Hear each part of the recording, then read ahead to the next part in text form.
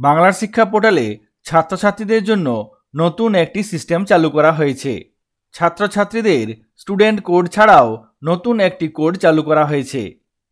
এখানে দেখুন student code, সেই সঙ্গে সঙ্গে আরেকটি নতুন কলাম চালু করা হয়েছে, সেটি হলো পিইএন। কি এই পিইএন কেন দেওয়া হয়েছে, কোন কোন ছাত্রছাত্রী এই নম্বর পেয়েছে, কোন কোন ছাত্রছাত্রী এই নম্বর পায়নি, কেন এই নতুন সিস্টেম ব্যবহার করা হয়েছে, সে বিষয়ে বিস্তারিত আলোচনা করব।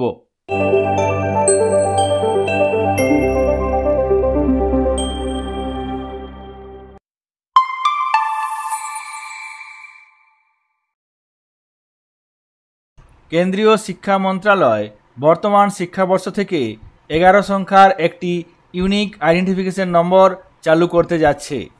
এই ইউনিক আইডেন্টিফিকেশন নম্বরটি হলো পিইএন, অর্থাৎ পার্মানেন্ট এডুকেশন নাম্বার।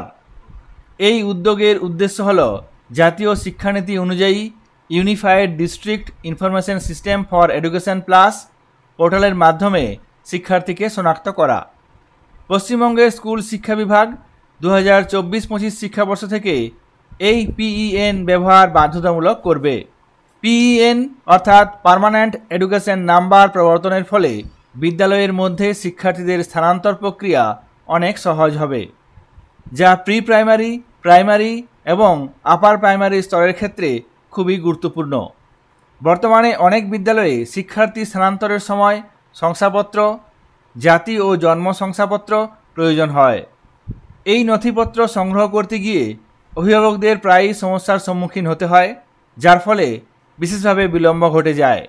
এই সমস্যার সমাধানের জন্য শিক্ষা বিভাগ একটি বিশেষ দল গঠন করার পরিকল্পনা করেছে, যাতে শিক্ষার্থীদের স্থানান্তর আরও মসৃণ হয়। আরও বলা যায়, রাজ্যের শিক্ষা পোর্টাল অর্থাৎ বাংলার শিক্ষা পোর্টাল ইতিমধ্যে বৃত্তিমূলক, স্নাতক, অঙ্গনওয়াড়ি এবং ইঞ্জিনিয়ারিং কোর্সের শিক্ষার্থীদের জন্য একটি ইউনিক আইডি সিস্টেম ব্যবহার করে।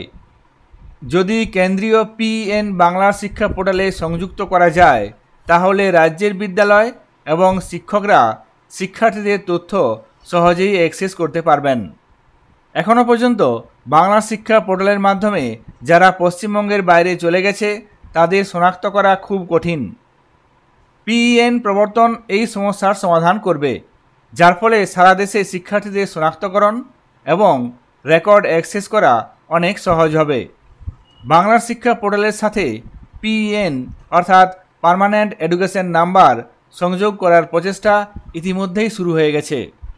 এরপর আপনাদের বাংলার শিক্ষা পোর্টালে লগ ইন করে সরাসরি দেখাবো কোন কোন ছাত্রছাত্রী এই পিইএন নম্বর পেয়েছে, কোন কোন ছাত্রছাত্রী এই পিইএন নম্বর পায়নি, কেন তারা পায়নি। এই লগ ইন অপশানে ক্লিক করে নির্দিষ্ট ইউজার আইডি পাসওয়ার্ড ব্যবহার করে লগ ইন করে নেব। এখানে বাংলার শিক্ষা পোর্টালে ড্যাশবোর্ডে চলে এসেছি। বাংলার শিক্ষা পোর্টালে ছাত্রছাত্রীদের তথ্য দেখার জন্য বাঁ দিকে যে অপশানগুলি আছে, সেই অপশানগুলি থেকে স্টুডেন্ট ইনফরমেশান এই অপশানটিতে ক্লিক করব। তারপর স্টুডেন্টস লিস্ট ভিউ এই অপশানটিতে ক্লিক করব। এখানে একটি নতুন পেজ ওপেন হয়ে যাবে। এখানে আপনি নির্দিষ্ট এডুকেশনাল ইয়ারের ভিত্তিতে ক্লাস এবং প্রেজেন্ট সেকশন দিয়ে ছাত্রছাত্রীদের সমস্ত তথ্য দেখতে পারবেন। এখানে দেখুন পরপর কয়েকটি ছাত্রছাত্রী আছে, যাদের ক্ষেত্রে স্টুডেন্ট কোডের সঙ্গে সঙ্গে পাশে একটি কলাম আছে পিইএন অর্থাৎ পার্মানেন্ট এডুকেশন নম্বর।